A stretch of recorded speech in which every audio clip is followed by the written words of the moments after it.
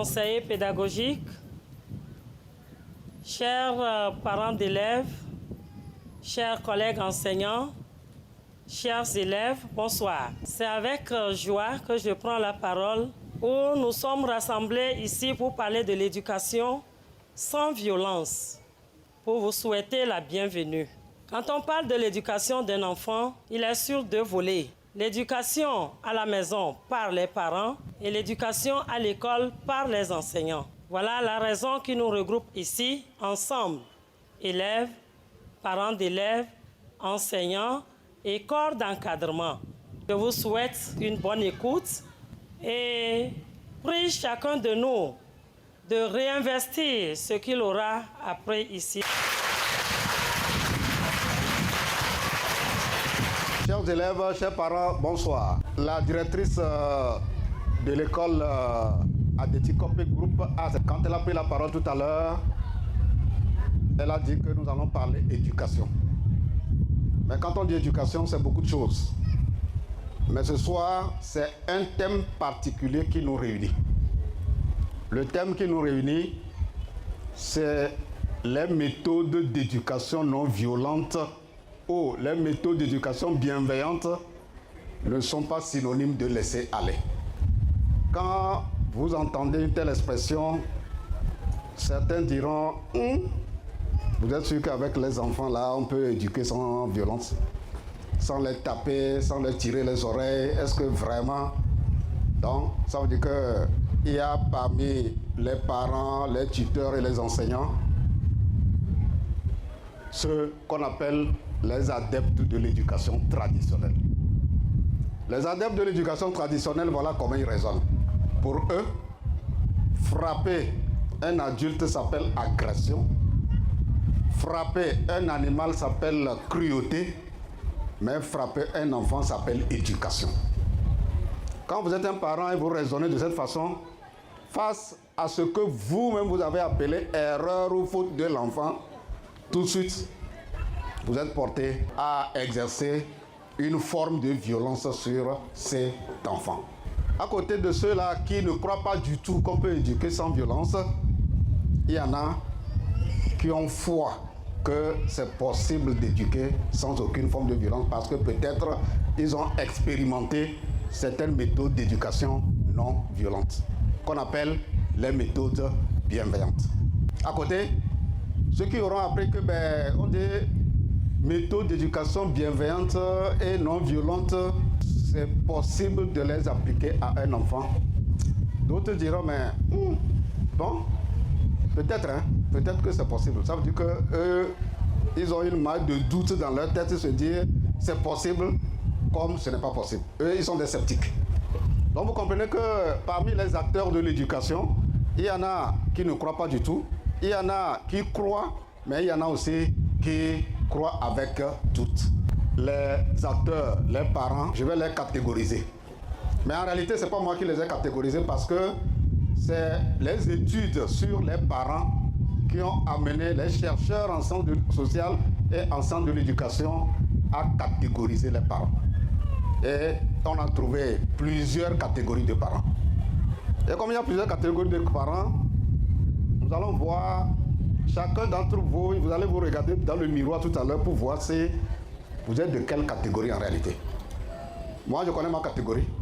Maintenant, chacun dira, après avoir écouté les catégories de parents, de quelle catégorie vous êtes. Il y a les parents autocratiques et traditionnels. Pour eux, ce que mes grands-parents m'ont enseigné depuis 100 ans, c'est ça, je vais prendre pour t'éduquer. Donc, il n'y a aucune ouverture. Il y a les parents dictateurs.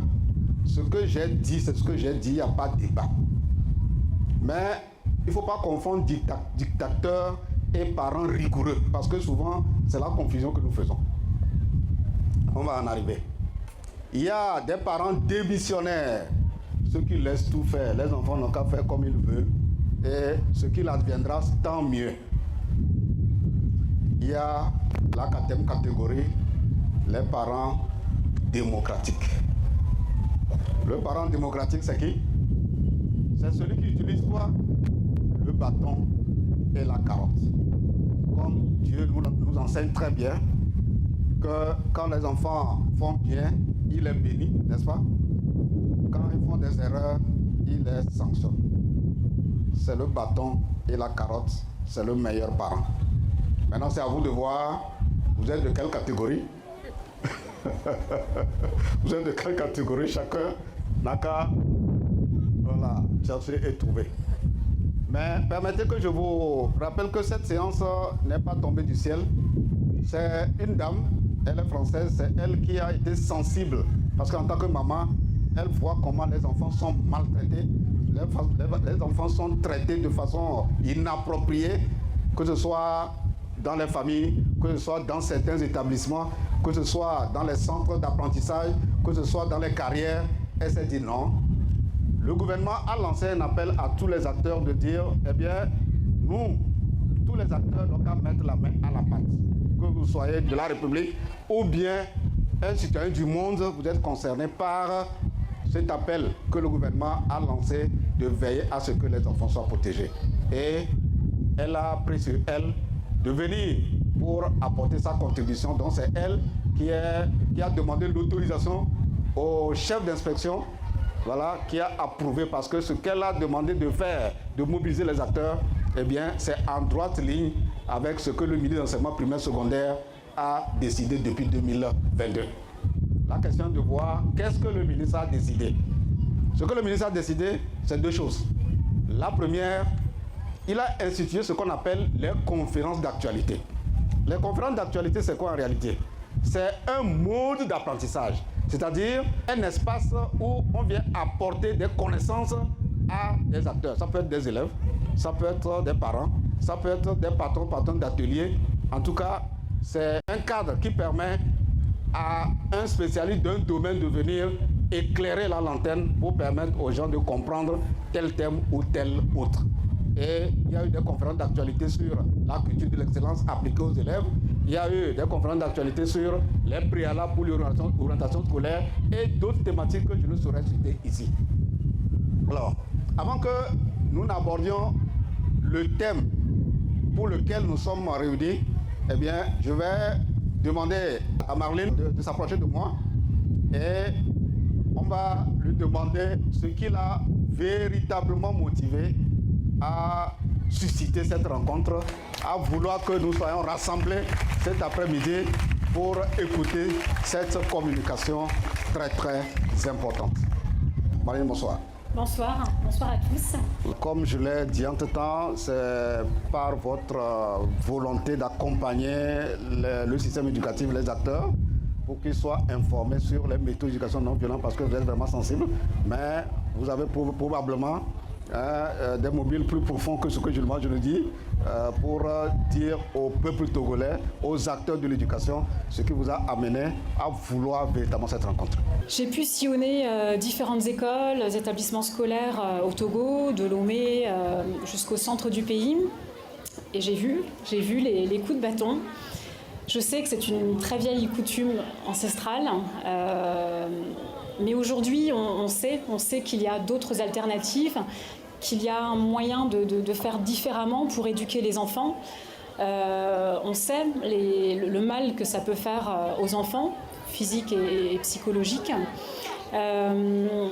C'est ainsi que j'ai souhaité solliciter le ministère via le chef d'éducation, que je remercie, de m'avoir accordé de mettre en place cette réunion. Non pas pointer du doigt ceux qui tapent, mais pour vous aider, vous, parents, enseignants, à avoir des clés, des alternatives pour faire autrement, puisque je suis convaincue qu'aujourd'hui, la violence sur les enfants ne doit pas exister, ni à la maison, ni à l'école, mais pour ça, on doit vous donner des alternatives pour que vous sachiez comment faire autrement. Elle veut apporter sa contribution et elle vous invite donc à prêter une oreille attentive à ce que nous allons communiquer d'ici peu.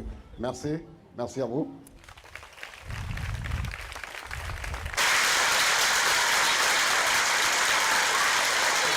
Quand on parle de méthodes d'éducation bienveillante ou méthodes d'éducation non violente, il est important qu'on clarifie certains mots certains concepts. Parce que généralement, les acteurs de l'éducation font une confusion entre ces mots-là. Le premier concept que nous allons clarifier, c'est le concept de punition. Le deuxième, c'est la sanction. Quelle est la différence entre les deux? Je vais commencer par la punition. Quand vous punissez un enfant parce que vous avez jugé que l'acte qu'il a posé mérite que vous le punissiez, votre intention, c'est de lui faire mal. Vous voulez qu'il sente une douleur. Ça s'appelle punition. Ça veut dire que quand vous le fessez, vous prenez un bâton, vous le tapez, vous le giflez, vous l'humiliez, eh bien, vous avez exercé. Ça s'appelle une punition. Mais quand c'est la sanction, l'intention, c'est de l'amener à faire très bien ce qu'il n'avait pas compris qu'il fallait bien faire.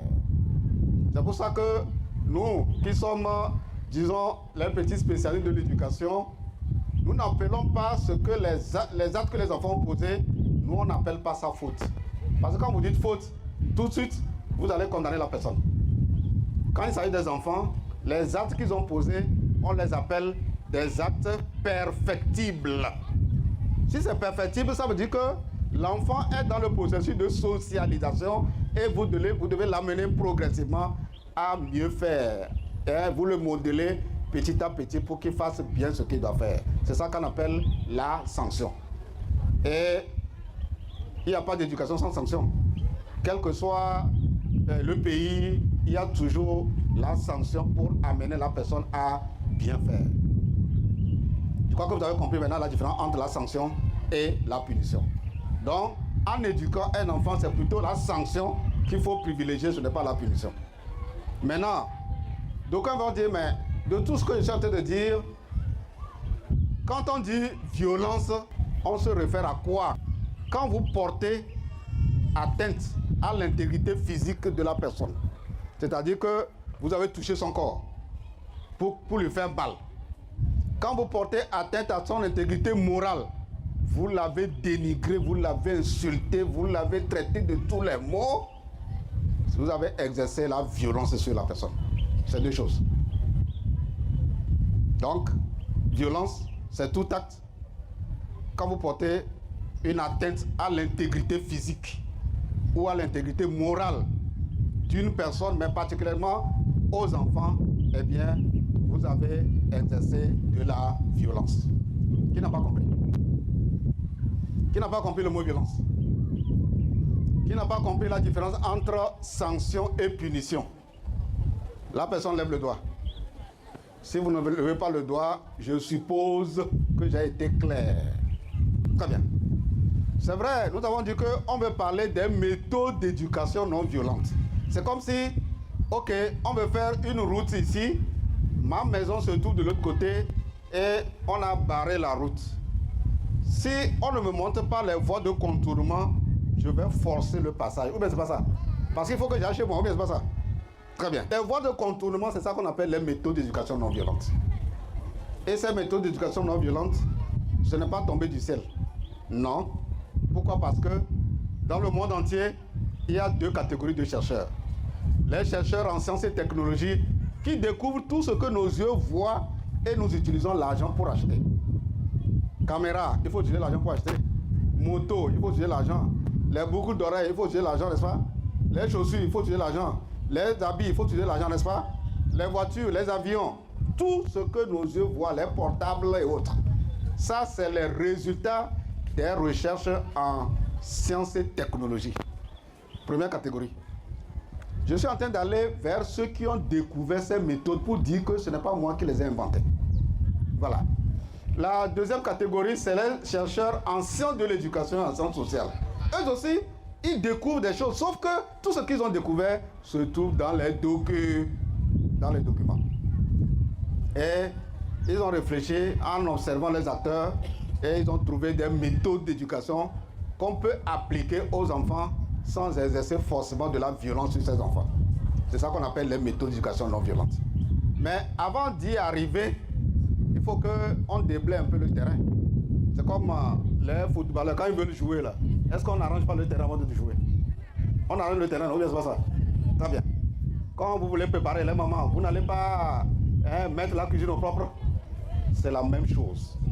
Donc, le déblaiement, c'est ce que nous sommes en train de faire en définissant ce que c'est que la violence, en mettant la différence entre la sanction et la punition, en donnant maintenant les milieux où on peut trouver des gens exercer la violence sur les enfants. Et ces milieux, c'est où? L'école, dans les salles de classe, dans l'environnement scolaire. C'est dans les centres d'apprentissage où il y a les patrons d'ateliers qui exercent les violences sur les apprentis. Et c'est dans les carrières où on voit les enfants exploités, qu'on exploite pour sortir des minerais à vendre. Ceux qui ont suivi la télé, disons la semaine passée, vous avez vu ce qui s'est passé en Afrique du Sud. Des enfants sont rentrés dans la carrière parce qu'ils cherchaient de quoi manger. Or, leur place n'est pas là-bas, leur place est à l'école. Donc, voilà les milieux dans lesquels on peut trouver des gens qui exercent la violence sur les enfants. Maintenant, comme on connaît ces milieux, ça veut dire qu'on sait qui et qui exerce la violence sur les enfants. C'est les parents, c'est les enseignants, c'est les patrons et patronnes d'ateliers. Maintenant, la question de voir, comme on est dans une république, dans un pays, est-ce que le gouvernement s'est saisi du dossier? Est-ce que le gouvernement est sensible à ce que les citoyens soient protégés? La réponse est bel et bien oui. Où est-ce qu'on trouve ça? On va trouver ce que l'État a proposé d'abord dans la Constitution, où il y a des articles qui disent clairement que l'État veille à protéger tous les enfants contre toute forme de violence. On va trouver ça où encore? Dans la politique nationale de protection de l'enfant élaborée par le gouvernement, par le biais du ministère de la protection, de l'action sociale. Quand vous allez là-bas, vous allez trouver des articles aussi qui concernent cet aspect-là. On va trouver ça où? On va trouver ça aussi dans le code de l'enfant, avec plein d'articles où on dit qu'il faut éviter les violences sur les enfants. Et ceux qui exercent aussi les violences sur les enfants, eh bien, ce à quoi il faut s'attendre, c'est prévu aussi par la loi. Maintenant, la question de voir pourquoi il y a tous ces tests-là, tous ces documents produits par l'État et autres, et les violences continuent par se perpétrer sur les enfants. C'est ça la question, ou bien n'est-ce pas ça? Eh bien oui, parce que si l'État a pris les dispositions et les gens continuent d'exercer la violence sur les enfants, il faut chercher quoi? Les causes du problème. La première cause, c'est l'impunité. Ceux qui exercent les violences sur les enfants, est-ce qu'on les punit? Comme on ne les punit pas, c'est pour ça que, non, ils s'en foutent pas mal des lois, des tests prévus par l'autorité, par le gouvernement. Ça, c'est le premier élément. Le deuxième élément, une des causes de ces violences, c'est l'ignorance des méthodes d'éducation non violente. Les méthodes que nous allons décliner bientôt, parce qu'on est allé former les enseignants, on est allé former des parents, certains ont versé des larmes. Oh, si je savais ça, je n'allais pas poser cet acte-là sur les enfants. Si je savais ça, je n'allais pas véritablement violenter l'enfant, je n'allais pas blesser l'enfant, etc. Donc, c'est dire que quand les gens ne sont pas formés sur les méthodes d'éducation non violente, ça va les amener à poser des actes qui les exposent à quoi?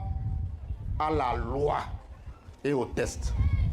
Les gens ne connaissent pas les méthodes d'éducation non violente, les gens ne sont pas formés, il y a l'impunité. Je m'arrête aux 3 pour l'instant, parce qu'il y a d'autres causes que les auteurs des violences prennent pour justifier pourquoi ils ont exercé la violence sur les enfants. Maintenant que nous connaissons les causes, eh bien, il faut qu'on voit quel est l'intérêt pour l'enfant, quel est l'intérêt pour le pays quand les enfants ne sont pas violentés. Un enfant qui n'est pas violenté, est-ce que véritablement il va être un enfant responsable demain? La réponse est oui. Il va être un bon responsable. Donc, j'aborde ainsi les avantages pour les enfants qui ne subissent aucune forme de violence. Quand les enfants ne sont pas violentés, ça veut dire qu'ils sont éduqués dans un environnement qui est tel que ils vont faire quoi? Ils vont agir par conscience du devoir et non par peur des sanctions. Je répète, ces enfants-là vont agir par conscience du devoir et non par peur des sanctions. Ça signifie quoi? Ça signifie que quand l'enfant agit par conscience du devoir et non par peur des sanctions, ça signifie qu'il ne va pas respecter l'adulte parce qu'on l'a obligé à respecter l'adulte. Il ne va pas faire son devoir de classe parce qu'on l'a obligé à faire le devoir de classe. Il ne va pas balayer sa chambre, la cour, en tout cas tout le travail qu'on lui confie parce qu'on l'a obligé.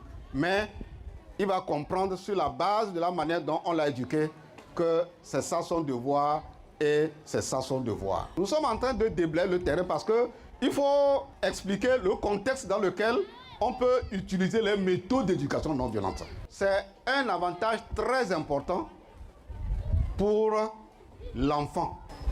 Maintenant, comment on procède pour que l'enfant agisse par conscience du devoir et non pas peur des sanctions? On va en arriver tout à l'heure. Qui n'a pas compris? Qui n'a pas compris? Tu n'as pas compris?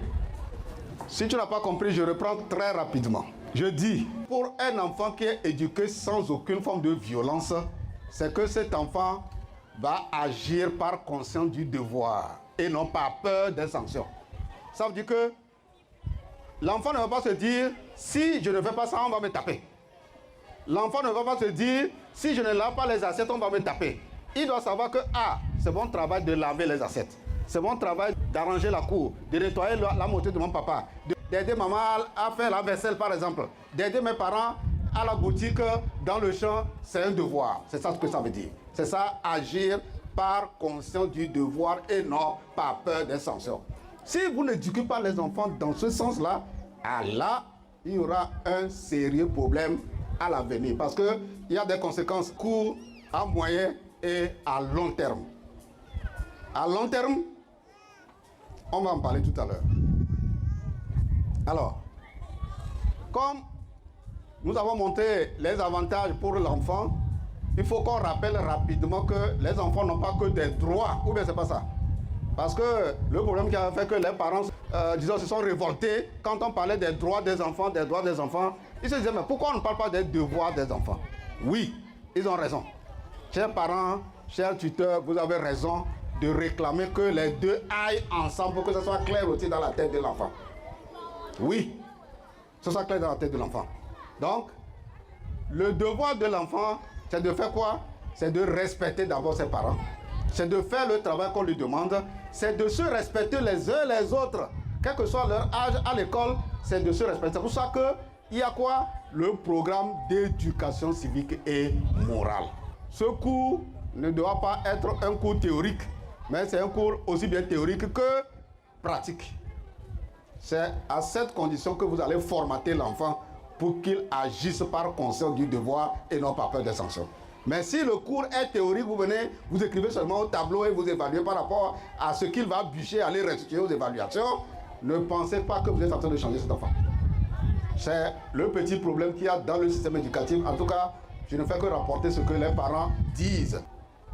Les conséquences des violences sur les enfants. Je l'ai dit au début que le titre c'est les méthodes d'éducation bienveillante ou les méthodes d'éducation non violente ne sont pas synonymes de laisser aller. Et ça nous a amené à catégoriser ceux qui ne croient pas à cette affaire. Ça nous a amené à dire qu'il y a certains qui croient, d'autres qui disent non, que ce n'est pas vrai. Et certains qui croient avec doute. N'est-ce pas? Alors, dans cette partie, nous allons parler des conséquences. Parce que certains vont dire, mais si moi on ne m'avait pas tapé, est-ce que moi j'allais devenir quelqu'un? Si on ne m'avait pas violenté, est-ce que j'allais réussir dans la vie? Oui, toi tu as eu la chance de réussir malgré tes coups, n'est-ce pas? Ok, d'autres te diront que c'est les coups qui les ont fait sortir de l'école et ils sont devenus rien dans la société. Certaines filles te diront qu'elles ont abandonné l'école parce qu'elles ont subi des violences sexuelles. Parce que je n'ai pas catégorisé les catégories de violence. Hein. Il y a les violences physiques, les violences psychologiques, les violences économiques, les violences sexuelles. Vous voyez, violence économique, quand l'enfant fait quelque chose et puis vous le privez de nourriture. C'est une violence économique. Vous n'avez pas le droit en tant que parent de priver l'enfant de nourriture. Non. Si vous le faites, ce qui est prévu dans le code, si on te l'applique, tu vas comprendre que tu as tort. Mais bien avant que je ne décline les autres conséquences, il faut que je parte des faits réels. Des faits, nous les journalistes on appelle ça des faits factuels. Je donne des exemples très pratiques. Une année, c'était à Agou, un parent a demandé à son enfant de CE2 après la proclamation des résultats. Il demande à l'enfant, c'est un garçon, et il revenait de la proclamation des résultats. Hein. Il dit, ben, est-ce que tu as réussi? L'enfant dit qu'il n'a pas réussi. Le papa lui a donné un coup, l'enfant est tombé du dos, il y avait des caillasses, son nuque a cogné violemment les caillasses. Le temps qu'on amène l'enfant à l'hôpital, l'enfant est mort. Violence physique, conséquence, la mort aussi. Et la gendarmerie a fait son travail et le parent s'est retrouvé à la gendarmerie. Ça, ce n'est qu'un exemple. Le deuxième, nous sommes allés faire de la formation aux enseignants du primaire et du secondaire dans une localité. Et quand on a déroulé les méthodes d'éducation sans violence, on dit voilà comment il faut procéder pour éviter la violence sur les enfants, voilà comment il faut procéder, voilà comment il faut procéder. Et quand nous avons fini, l'enseignant a commencé par verser les larmes. On se demande qu'est-ce qui se passe? Il dit non, que vraiment, si lui connaissait cette méthode, il n'allait pas du tout violenter les enfants. Que lui a fait vraiment des victimes durant sa carrière. Ces victimes-là, certains d'entre eux sont sur la voie de la déperdition scolaire. Ils sont devenus des voyous, certains sont récupérés par des djihadistes selon les localités, etc. etc. C'est pour vous dire que ce n'est pas par hasard que le gouvernement s'est saisi du dossier. Il y a le dénigrement.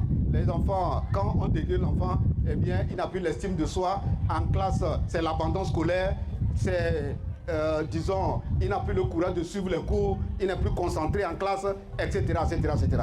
Donc c'est tout ça que notre partenaire Marlène a constaté et à la suite des analyses, elle s'est dit, elle va contribuer par une sensibilisation. C'est ça qui nous a réunis donc ici. Alors, je suis sûr que maintenant, vous êtes impatients de savoir les méthodes d'éducation non violente, là, c'est lesquelles même exactement. Il y a quelque chose qu'on appelle la convention d'objectifs. Ça s'applique où? En classe, dans les établissements. La convention d'objectifs, c'est quoi? C'est qu'à la rentrée, l'enseignant fait une séance de travail avec les élèves. Il demande aux élèves, qu'est-ce que vous attendez de moi que je fasse pour que vous puissiez bien travailler en classe et passer en classe supérieure? Les enfants disent, maître, tu ne dois pas nous taper, donc évite la violence sur nous. Tu ne dois pas faire la cour à un élève ni en classe ni dans l'établissement. Quand tu t'absentes, il faut nous dire pourquoi tu t'es absenté. Parce qu'il y a des enseignants, les élèves constatent qu'ils sont absents. Oui, ils arrivent en classe en ce moment, on leur dit que votre maître n'est pas là. C'est une violence que vous avez exercée les enfants. Ils ont le droit de savoir. Oui. Et donc, la convention d'objectifs, c'est un peu cet exercice qui consiste à demander aux élèves de dire ce qu'ils attendent de l'enseignant ou de l'enseignante, quel que soit le niveau, pour qu'ils puissent travailler dans de bonnes conditions, pour que le climat social qui existe entre eux soit favorable aux apprentissages et à la réussite excellente des élèves. Ça, c'est le premier préalable. Ce que je dis là, ça, c'est les préalables. Hein. Je n'ai pas encore touché les 8 méthodes d'éducation non violente. Parce que pour qu'on aille aux 8 méthodes, il faut conditionner les gens. Oui, c'est comme ça que ça se passe. Très bien. Maintenant, il faut aussi expliquer aux enseignants et un peu aux parents ce qu'on appelle le statut pédagogique de l'erreur et de la faute. Hier, on nous avait appris que face à une soi-disant faute ou soi-disant erreur, il faut aller directement à la punition. C'est ce qu'on nous avait appris. Les chercheurs ont fait rentrer cette méthode-là au laboratoire. Ils ont dit non, on peut faire autrement. On peut éduquer autrement. Et donc, ils ont découvert ce qu'on appelle le statut pédagogique de l'erreur et de la faute. Ça signifie quoi? Ça signifie que quand l'enfant pose un acte perfectible, parce que c'est vous qui avez appelé ça faute, ce n'est pas une faute. On a dit la science avance par erreur. Ou bien c'est pas ce qu'on nous a appris. S'il n'y a pas erreur, il n'y a pas science. Ou bien c'est pas ça. Alors pourquoi vous trouvez que les enfants ont commis faute?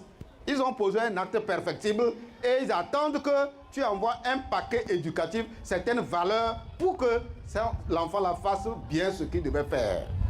Ça, c'est ça le statut pédagogique de l'erreur et de la faute. Donc, ce n'est pas erreur, mais l'erreur est un motif pour remédier et non un motif pour punir l'enfant.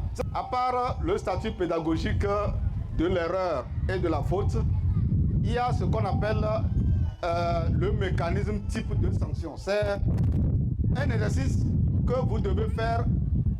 Si c'est à la maison, vous le faites avec vos enfants. Si c'est à l'école, vous faites ça avec vos élèves. Nous sommes en train de déblayer le terrain pour aller vers les 8 méthodes. Hein. Donc, on n'est pas encore dans les méthodes pures. Il faut conditionner d'abord. Alors, l'exercice consiste à demander aux enfants qu'est-ce que vous faites d'habitude et puis soit c'est le parent, soit c'est l'enseignant qui vous tape ou bien qui vous sanctionne. C'est la seule question qu'il faut poser aux enfants. Donc, je vais vous donner la liste des réponses parce qu'on a fait ces exercices déjà quelque part. Je vais vous donner la liste des réponses que les enfants ont données.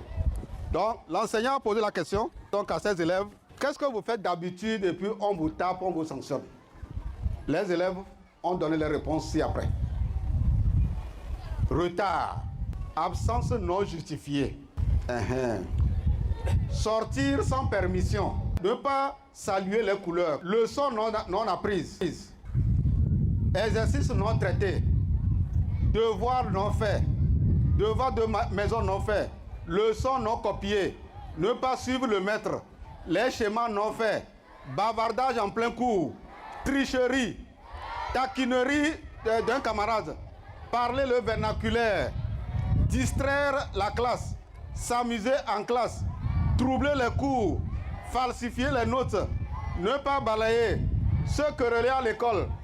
La liste est longue. Hein? Je vais terminer la deuxième page. Se bagarrer entre élèves, se moquer de ses camarades, se boxer à l'école, amener un objet dangereux à l'école, pousser des jurons, pratiquer les jeux dangereux, salir les murs de l'école, injurer les enseignants. Ils ont appris ça où? Il faut creuser, chercher les causes. On va trouver là où ils ont appris à injurer les gens là. Et comme ça là, on peut rompre la chaîne. Et ne pas s'aligner aux mains. Voilà, au moment où on demande aux autres de s'aligner, il y en a qui se divertissent, ils font autre chose. Embêter son maître. Violence sexuelle entre élèves. Amusement dangereux. Faire des jeux violents. Arrogance. Se moquer des personnes handicapées. Insulter les parents. Vol en classe ou à l'école. Consommation d'alcool à l'école et de la drogue. Ça là, c'est versé dans nos écoles aujourd'hui. Voilà, alcool et drogue. Comme il y a des cabarets autour, surtout les collèges et les lycées là. Voilà, il y a des cabarets autour. Récréation, l'enfant va prendre l'alcool avant de venir en classe. Ou alors, filles et garçons, ils vont aller faire leur connerie dans la brousse là-bas avant de revenir en classe. Quelquefois, ils ne reviennent pas parce que ils ont trouvé tellement plaisir qu'ils pouvaient continuer et ils retournent en classe. Tout ça là, on connaît. Bavardage sous le mât, impolitesse, consommation des aliments en plein cours. On dit aux élèves ne mangez pas en classe, mais c'est en classe qu'ils vont manger. À la maison même, les enfants, on les sert à manger, ils vont dans leur chambre pour manger, comme si la chambre à coucher est le salon pour salle à manger. Il suffit seulement, on prend un seul, on creuse là, on va trouver la responsabilité des parents, on va retrouver la responsabilité des enseignants, on va retrouver la responsabilité des tuteurs, etc., etc., etc. Enfin, la diffamation des enseignants auprès des parents et des autres. Que notre enseignant là, l'enfant va salir l'enseignant auprès d'eux. Et pourtant, sans l'enseignant lui-même, il n'est rien. Donc, voilà un peu la liste. Quand l'enfant pose un acte, on ne cherche pas à réfléchir pour voir, mais comment je vais faire pour amener l'enfant là à ne plus poser l'acte. Non, non, non. On va vite. Alors, simplement parce que, comme nous l'avons dit, les gens n'ont pas été formés aux méthodes, etc. Et donc, ça justifie. Ça aussi, c'est un problème sérieux. Il y a certaines familles, quand le parent arrive, on veut seulement manger ça, c'est pas. Vous avez mangé? Oui. Vous êtes allé à l'école? Oui. Il faut bien apprendre, hein. Le parent, il a fini l'éducation comme ça. Hein. Il a fini l'éducation. Il n'a pas pris le temps de venir s'asseoir avec l'enfant pour suivre ce qu'il a appris pour voir si l'enfant a maîtrisé. Ça s'appelle suivi scolaire. Ça, c'est une des responsabilités parentales, ça. La deuxième responsabilité parentale qui fait que l'éducation est en crise aujourd'hui, parce que quand on parle de crise de l'éducation, c'est pas seulement que les enfants n'ont pas de bonnes moyennes, etc. Non, c'est parce que les comportements des enfants posent problème. Et donc, qu'est-ce qui a manqué? L'éducation aux valeurs. Papa et maman n'ont pas institué une fois par semaine ou bien par mois. Ok, viens t'asseoir, on va discuter du... Vous prenez un des points, du respect de l'enseignant. Pourquoi tu penses que c'est important de respecter l'enfant? Vous lui posez la question. C'est une causerie, c'est une école. Hein? Oui, vous échangez. L'enfant qui respecte l'enseignant, là, quelles sont les retombées? L'enfant qui respecte le parent, qu'est-ce qu'il gagne? Vous pouvez vous échanger avec les enfants. Donc, les valeurs, il y en a plein. Vous les connaissez. Le respect de l'autre, le respect des biens publics, comment ça s'appelle, le respect de l'autorité, etc. Il y a plein de choses. Vous prenez une seule et vous faites une séance avec les enfants ou avec vos enfants. C'est ça qu'on appelle l'éducation aux valeurs. C'est ça qui manque dans les familles. Et malgré que nos enfants apprennent des cours d'éducation civique et morale, véritablement, leur comportement dans la société est décrié. Et vraiment, ça va mal. Ça va mal. Donc, ça m'amène à terminer par le cœur du sujet pour lequel nous sommes là, les 8 méthodes d'éducation non violente. Première méthode, la communication entre parents et enfants. Quand on dit communication, ce n'est pas seulement de parler avec l'enfant, hein, d'échanger seulement avec l'enfant. Il n'y a pas que ça. Hein. Quand on faisait une formation de ce genre à des parents, on leur dit, bon, papa et maman, vous savez ce que vous allez faire? Vous allez vous lever le matin vers 5 heures, vous tapez la porte de votre enfant et vous lui dites bonjour, vous lui demandez voilà si c'est bien réveillé, est-ce qu'il a bien dormi. D'abord, ça leur paraît un peu bizarre qu'on leur fasse cette proposition parce qu'ils n'ont jamais pensé à ça. Maintenant, le lendemain, parce que la formation c'était sur 3 jours, le soir, ils l'ont expérimenté la nuit et ils sont revenus le deuxième jour de la formation. Mais quand ils ont fait ça à leur enfant, mais les enfants ont trouvé ça bizarre. Oh, papa et maman même se sont levés pour venir taper à ma porte pour me demander si je me suis bien réveillé. Oh, ça là... Non, il y a quelque chose qui ne va pas. Vous voyez? Donc la communication, c'est ces petits gestes-là que les parents peuvent poser pour rapprocher l'enfant de vous-même. Donc la communication, ce n'est pas seulement de parler avec l'enfant. Il y a aussi que quand l'enfant pose un acte, il faut échanger avec le pouvoir. Pourquoi? Les comment, et ça va t'amener à dire non, c'est vrai, tu m'as permis de comprendre pourquoi tu as posé tel acte, mais voilà comment tu devais faire. Ça, c'est les éléments de communication. Maintenant, la deuxième méthode d'éducation non violente, on l'appelle la méthode de renforcement. La méthode de renforcement, les enseignants appliquent ça souvent en classe. Quand les élèves ou bien un élève répond bien à une question, on dit super, ça c'est magnifique. Et il tape les mains. Ça c'est magnifique. Super. Ça c'est la méthode de renforcement. Donc pourquoi on utilise cette méthode? C'est parce que nous les parents là, on ne félicite jamais les enfants. Quand on arrive là, toi là, tu as encore fait quoi dans la maison? Tu as encore fait quoi? Toi tu as encore fait quoi? On cherche là où l'enfant a commis faute. On ne cherche pas à savoir qu'est-ce que l'enfant fait de bien pour le féliciter, pour l'encourager à ne faire que du bien. Vous voyez les erreurs que nous les parents nous commettons. Et donc, méthode de renforcement, c'est la deuxième méthode. L'autre méthode, c'est la méthode de modélage. La méthode de modélage, en fait, certains parents le font déjà. Hein. C'est pourquoi j'ai dit qu'en fait, il y a des choses que vous connaissez déjà, mais il y a d'autres choses que certains apprennent aujourd'hui. La méthode de modélage, c'est de dire, chercher un modèle de comportement. Si tu parles à ton enfant, il ne comprend pas, ça peut être en classe, un enfant qui est très attentif, tu l'appelles, tu appelles celui qui n'est pas attentif, tu lui dis, tu vois, celui-ci, ton camarade, vous êtes dans la même classe, lui il est très attentif, il a de très bonnes notes, il faut faire comme lui. Donc, il est comme un modèle de réussite et tu lui dis de faire comme lui. C'est ça qu'on appelle la méthode de modélage. Ce n'est pas de le taper parce qu'il n'est pas attentif. S'il n'est pas attentif, ce n'est pas une raison pour que tu ailles directement à la violence. Maintenant, on tombe sur une autre méthode. Quatrième méthode, c'est la méthode d'extinction. La méthode d'extinction, elle consiste à faire quoi en réalité? L'enfant pose un acte qui méritait que tu le sanctionnes, mais tu l'ignores. S'il est bien éduqué, sa conscience va le gêner. J'en parlais avec une collègue, elle me dit, bah, ce que je dis là c'est vrai, hein, que quand elle était au collège, un jour, papa et maman l'ont surpris avec une lettre d'amour dans sa poche. Et papa a saisi la lettre d'amour. Quand il a saisi la lettre d'amour, qu'est-ce que papa a fait? Papa a passé 2-3 jours, il ne parlait plus à sa fille. Et donc c'est sa fille qui me raconte cette histoire. Et la fille dit, mais que vraiment le silence de papa là, ça a tellement pesé sur elle qu'elle est allée voir maman, dit, maman, ce que j'ai fait là, il y a 2 jours, papa ne me parle pas, vraiment, je ne supporte pas, je ne supporte pas. Il dit, ok, toi-même trouve la solution. Et elle s'est levée à 4 heures, elle est allée taper la porte à papa. Papa, s'il te plaît, je te demande pardon pour ce que j'ai fait. Papa a utilisé une méthode d'extinction. Papa n'a pas violenté sa fille parce qu'elle a vu une lettre d'amour dans la poche de l'enfant, mais il a utilisé une méthode d'extinction.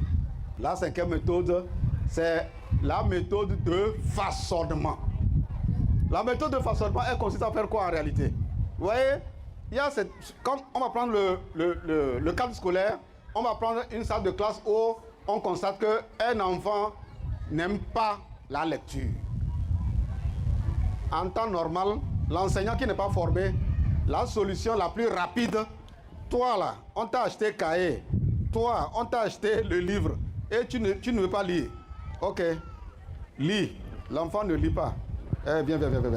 Et on lui donne 10 coups aux fesses. Comme ça là, quand il va sentir la douleur, il va retourner. Ça, c'est l'enseignant qui n'est pas formé, ça. L'enseignant qui est formé, on va lui montrer une méthode de contournement. Qu'on appelle les méthodes bienveillantes. C'est Marlene qui a sorti le mot méthode bienveillante et je me suis approprié. Merci.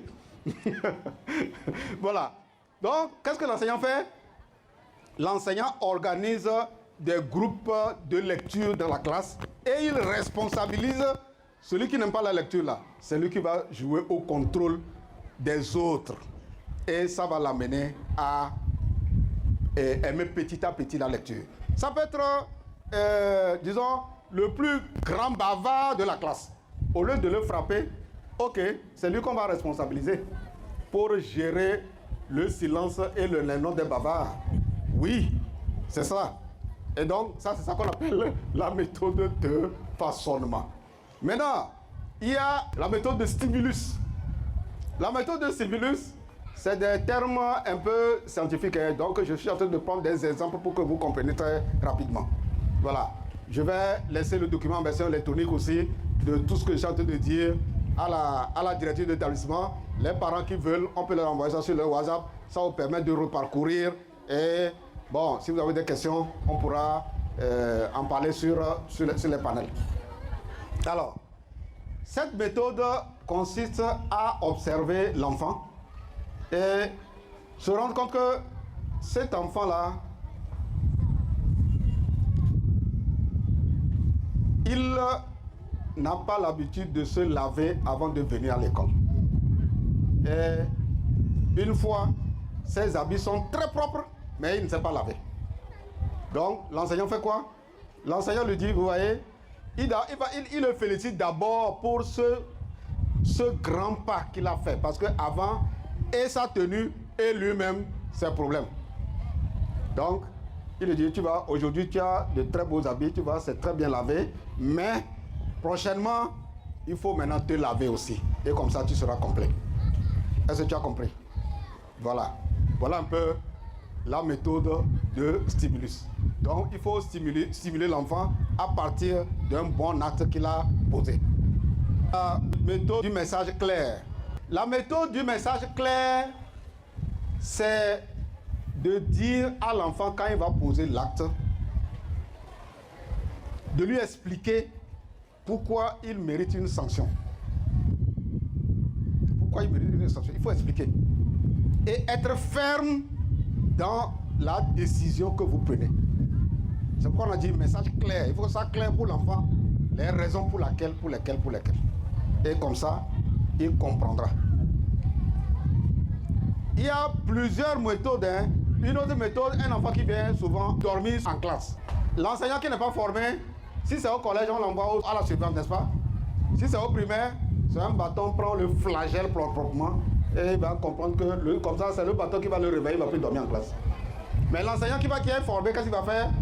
Il va arrêter momentanément le cours, il tape sur la table, tout le monde n'a qu'à se lever. Il tape, tout le monde s'asseye. Il tape, il le fait 3 fois et celui qui dormait ne sait pas que c'est à cause de lui qu'il l'a fait et le sommeil va s'évaporer. Ça, c'est une méthode d'éducation non violente. Je m'arrête là en donnant la parole à ceux qui veulent bien soit poser des questions, soit apporter peut-être quelques témoignages et on aura clôturé la séance. Je vous remercie.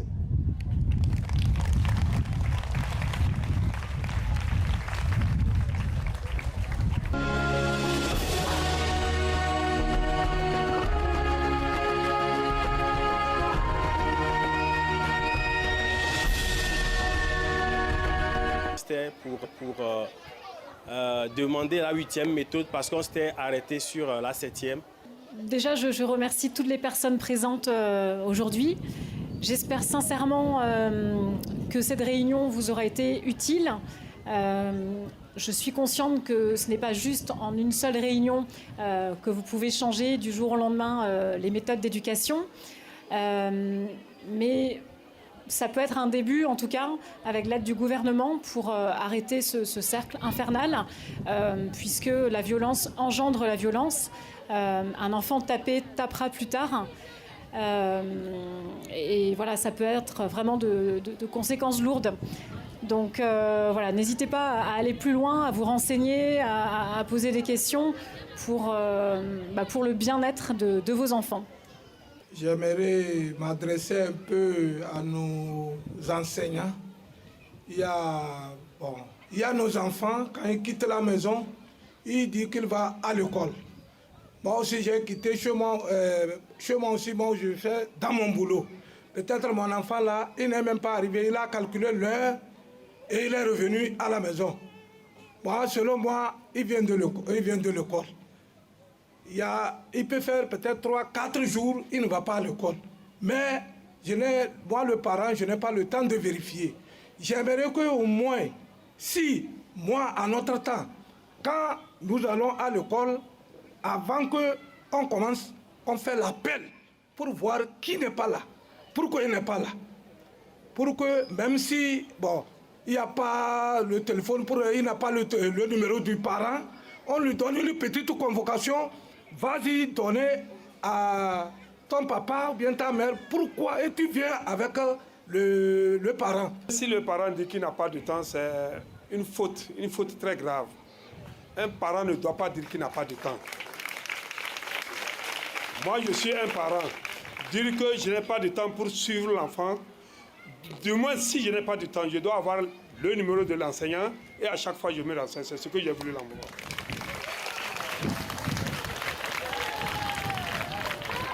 Merci à tout le monde. Je tiens à remercier d'abord tous les enseignants qui sont présents ici. Je tiens à remercier aussi les parents qui sont venus pour écouter ce message. Le module m'a beaucoup marqué parce que on ne finit pas d'apprendre. On apprend tous les jours. Moi-même, quand je suis arrivée, j'ai appris aussi d'autres méthodes que je peux prendre et éduquer mes enfants à la maison. Donc, la communication m'a été très bénéfique. Je suis vraiment épaté. Pour aller dans le sens de la dame, la française, je voudrais tout simplement demander à Marcel Teuil si c'était possible avec le gouvernement d'organiser ou même de quadrupler ce genre de communication. Parler aux acteurs isolés, parler aux parents, parler aux enseignants et pourquoi pas aller dans beaucoup d'écoles pour que la cible soit plus nombreuse. Moi, j'ai une petite question. Par rapport aux méthodes d'éducation que nous avons reçues, j'aimerais savoir si elles sont valables pour toutes les tranches d'âge. La question posée par la directrice d'Addicti Copé est une question véritablement pertinente. Je m'attendais à ce que même ce soit les parents qui posent cette question. Mais comme elle a double casquette, elle est parent et enseignante, donc elle a posé la question au nom d'autres parents. Effectivement, quand vous prenez les 8 méthodes, la méthode qui s'applique à tous les enfants, c'est la première méthode, communication enfant-parent. C'est la première. Les autres méthodes s'adaptent selon le profil de l'enfant, parce qu'il faut bien étudier l'enfant d'abord. Quand vous prenez la méthode d'extinction, il y a certains enfants, si tu l'ignores par rapport à certains actes qu'il a posés, non, tu lui as donné le boulevard, il s'en fout, il se dit, bon, on m'a donné la liberté, maintenant je vais faire ce que je veux. C'est comme si sa conscience est morte. Vous voyez? Donc tu étudies très bien l'enfant et tu sais que cet enfant, par rapport à l'acte qu'il a posé, soit c'est la méthode en dehors de la communication, soit c'est la méthode d'extinction, soit c'est la méthode du façonnement, soit c'est la méthode de renforcement, soit c'est la méthode de stimulus, soit c'est la méthode du message clair. Voilà. Donc ça ne s'adapte pas, ça ne s'applique pas automatiquement à tous les enfants en dehors de celle sur la communication. Il faut bien étudier l'enfant et tu sauras que c'est telle méthode, selon l'acte qu'il a posé, c'est ce que je vais lui faire. C'est cela. Donc, la seule question de tout ce qu'on a dit là, qu'est-ce que tu as retenu? Tu me dis simplement ce que tu as retenu. Moi, j'ai retenu que nous devons traiter notre exercice que notre maître et les enseignants et les maîtresses nous avons donné. Un triplé. Moi, j'ai maintenu que... J'ai retenu qu'on doit travailler en classe, traiter l'exercice. On a dit encore, il y a le droit de l'enfant. L'enfant a droit à l'éducation et doit aller à l'école. Un triplé. Quand il a fait une petite erreur au début, vous avez commencé par vous moquer de lui. C'est la violence, ça. Vous ne devez pas vous moquer de lui. Vous devez garder votre patience et il va reprendre. Parce que tout le monde peut faire des erreurs. Très bien. Si tout le monde peut faire des erreurs, ça veut dire que vous ne devez pas le condamner. Donc, on est en train d'appliquer comme ça une méthode non violente. Très bien. Alors, dis-nous, qu'est-ce que tu as retenu? Moi, j'ai retenu que je dois respecter mes parents et les enseignements. Un triplé. Quand il dit enseignement, il faut comprendre, hein, c'est enseignement et enseignant. Oui, respecter l'enseignement, c'est apprendre les leçons. Ou bien c'est pas l'enseignement, ça? Très bien. Maintenant, il respecte celui qui lui donne l'enseignement, c'est l'enseignant. Il respecte les deux. Donc, c'est une très belle réponse. Moi, j'ai retenu que papa et maman doivent communiquer avec ses enfants. Sa réponse m'amène à vous dire ce que je n'avais pas dit. Ce que je n'avais pas dit, c'est que nous sommes allés former des conseillers pédagogiques, des inspecteurs dans une région.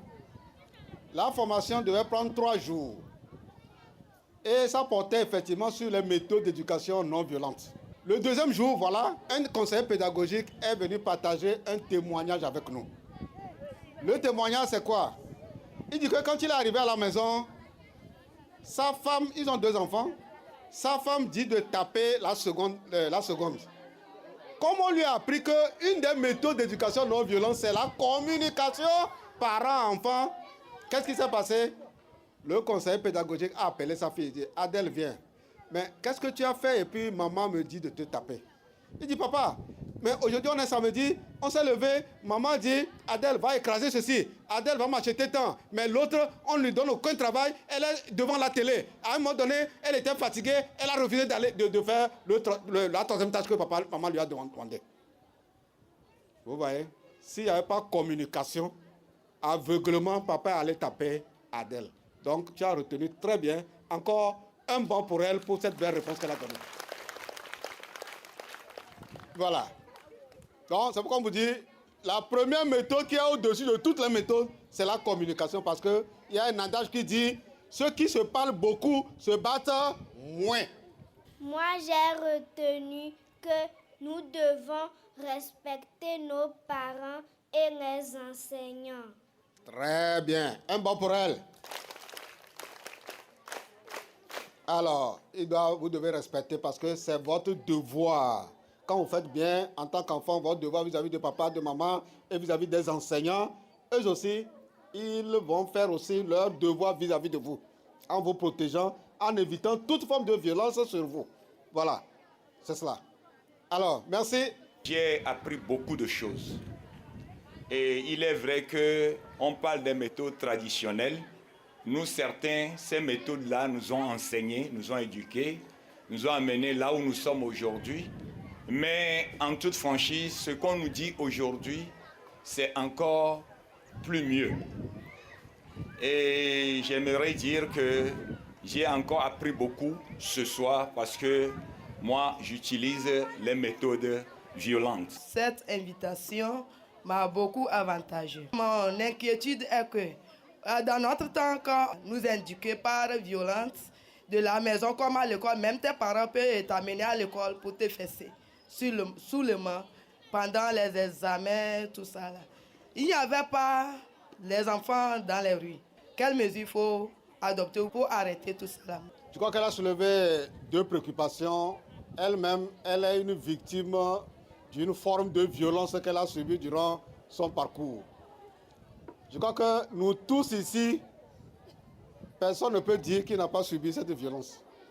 Non, non, non, ça c'est la vérité. Nous traînons des séquelles, mais ces genres de rencontres nous permettent de comprendre qu'on ne va pas reproduire les mauvais exemples parce que les gens l'avaient fait par ignorance. Mais si nous, aujourd'hui, nous comprenons, on doit le faire comme adeptes de l'éducation moderne. Parce qu'au départ, j'ai bien dit qu'il y a deux catégories de personnes. Il y a les adeptes de l'éducation traditionnelle et les adeptes de l'éducation moderne. Les modernes, c'est ceux qui connaissent tout ce que nous sommes en train d'apprendre ici et qui l'appliquent, qui se rendent compte qu'effectivement, c'est possible d'éduquer sans violence. C'est de ça qu'il est question. Maintenant, les enfants de rue, ça c'est un autre cas. C'est de faire une étude, une analyse pour voir quelles sont les causes qui ont envoyé ces enfants-là dans la rue. Est-ce que c'est des enfants de parents monoparentaux? Voilà, peut-être que papa n'est plus avec maman, maman avec le papa, ou bien que l'enfant a été violenté à la maison, il n'y a pas d'affection et il a trouvé refuge dans la rue, ou alors qu'il est orphelin, il n'y a aucun soutien. Il y a plein de causes, en tout cas, qui expliquent que certains enfants se retrouvent dans la rue. Voilà. Et donc, ça, il y a le ministère de la protection de l'enfant, voilà, le ministère de l'Action sociale qui est en charge de ce dossier, qui travaille avec les organisations internationales, les ONG, pour récupérer certains enfants, leur donner des formations et les remettre sur le chemin de l'école. C'est pour ça qu'il y a même des centres de vulnérabilité. Voilà, quand vous prenez par exemple Creuset Togo, vous allez dans le centre d'accueil de Creuset Togo, vous allez voir des enfants dits sorciers, qu'on a accusés de sorcellerie, qu'on a accusés de vol, etc. On les a bastonnés, mais c'est pas possible. Ces enfants dits sorciers, on les a rééduqués avec un psychologue et on les a remis à l'école. Ils sont les premiers dans leur classe. Ça veut dire que ces enfants avaient des potentiels pour réussir à l'école, mais par ignorance, on a déjà jeté ces enfants dans la rue.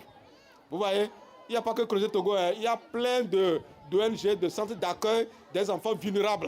Vous voyez, et donc on peut continuer le débat et vous avez les solutions en vous mettant en contact avec ces ONG. Ils vous diront tout le travail formidable qu'ils sont en train de faire pour donner une deuxième chance à ces enfants. Parce qu'il faut donner effectivement une deuxième chance à ces enfants en les récupérant, en leur donnant l'affection et en leur donnant la chance de regagner le chemin de l'école parce que leur place pour avoir un bon avenir, c'est à l'école, ce n'est pas dans la rue. Alors, moi, je tiens sincèrement à vous dire merci pour votre présence effective et votre participation active à cette séance de sensibilisation et d'information sur les méthodes d'éducation bienveillantes et non violentes, en espérant qu'il y aura d'autres occasions pour lesquelles nous nous retrouverons encore ensemble. Je vous remercie.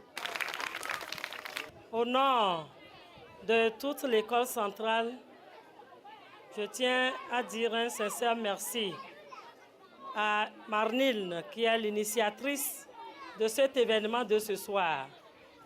Je tiens à dire un sincère merci à notre chef d'inspection à travers nos encadreurs ici présents. Nous disons aussi merci à tous ceux qui sont ici présents pour votre arrivée massive. Quand l'occasion nous est donnée, nous en profitons pour dire un sincère merci aux acteurs de rénovation de notre école. Et je pense que nous avons pris bonne note et chacun au retour essayera à petits coups d'abandonner les vieilles habitudes pour adopter les nouvelles méthodes que nous venons d'apprendre aujourd'hui afin d'amener nos enfants dans une bonne éducation pour un bon développement de nos communes. Encore une fois, merci à chacun et bon retour.